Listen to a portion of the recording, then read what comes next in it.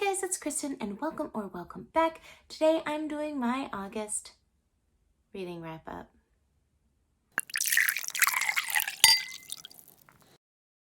I felt like August was a little bit of a slower reading month for me. I was really distracted a lot of my time. I went on like a few weekend getaways with my family to like houses that we rented just for a change of scenery.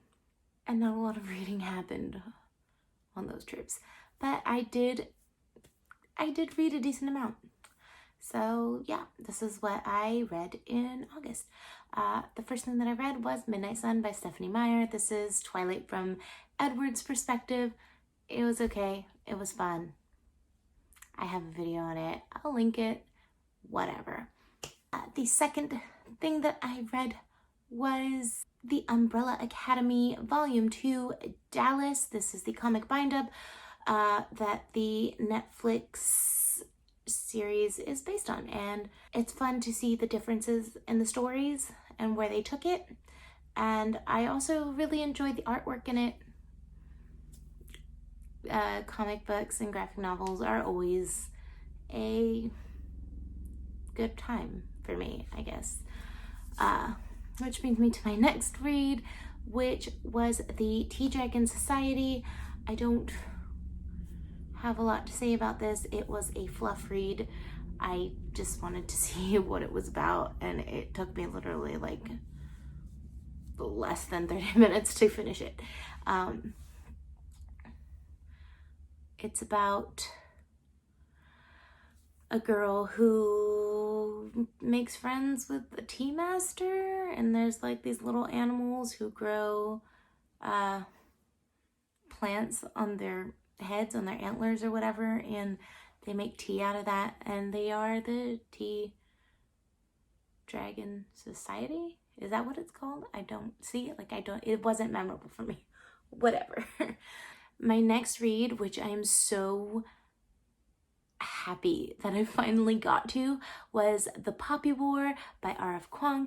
This follows Rin, who takes this test to get into the military because she doesn't want to get married, and she finds that she can summon the gods, and there's war, and to be honest, it took me a good third of the book to like really commit to it and really be into it, but once I was there, holy hell, ooh, my heart was racing. I kept thinking about it when I wasn't reading it, just wondering where the story was going, and I am so excited to get into the Dragon Republic, hopefully in September.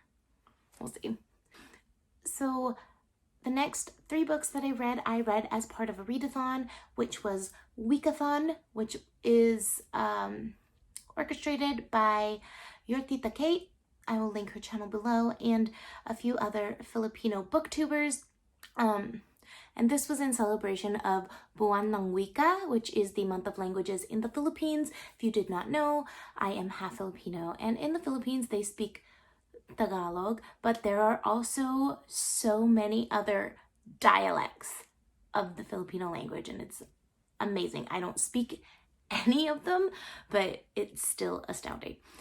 So anyway, Kate put together this readathon in celebration of that, and I have been trying to make it a point to read more books by Filipino authors, just kind of in a search to connect to that part of my heritage, and I couldn't have picked a better book to start with than Somewhere in the Middle by Deborah Francisco Douglas. She is also a Filipino American. This is a memoir, and it follows her journey through her time in the Peace Corps, in which she actually served 3 years in the Philippines. It was such a comforting read to know that I am not the only person who hasn't felt right claiming that part of myself, like that Filipino part of myself. And she explains it so well. And like, well, I can't just up and leave and go join the Peace Corps on a journey to self-discovery. It was fun to live vicariously through her. And it also just makes me a little bit more eager to learn more about the culture itself and even to teach myself to speak Tagalog. Somewhere in the middle, fulfilled 2 of the Wikathon prompts, which was the Filipino diaspora and the modern Pinoy.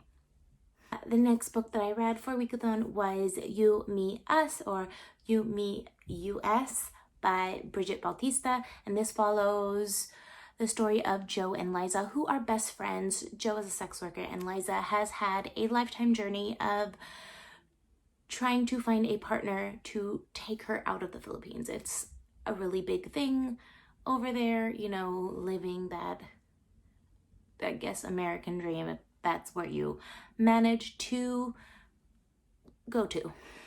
And this has been a long journey for Liza, and she finally is in reach of this. She finds someone who she does love and who loves her family, and is willing to bring them all over to America. And then she realizes that she is also in love with Joe. And it was a good read. This fulfilled 3 of my prompts for Wikathon, which was Filipino LGBTQIA+, new to me, and stupid love. I really enjoyed the story. I thought it was well told, and I believe she has also another book that I am looking forward to checking out too. And the last book that I read for Wikathon fulfilled the Filipino SFF prompt, and I read Winds of Salem by Melissa de la Cruz. This is the 3rd book in the Bochum family story, and it leaves off from the 2nd book with the youngest sister, Freya, being like kind of sucked back in time to Salem and the Salem witch trials, and her family just trying to figure out how to save her. I really enjoyed this book. I enjoyed it more than the first 2. I know that I referred to the series as kind of like a popcorn read, and it still is that, but I will say that the 3rd book held my attention a lot better than the first 2.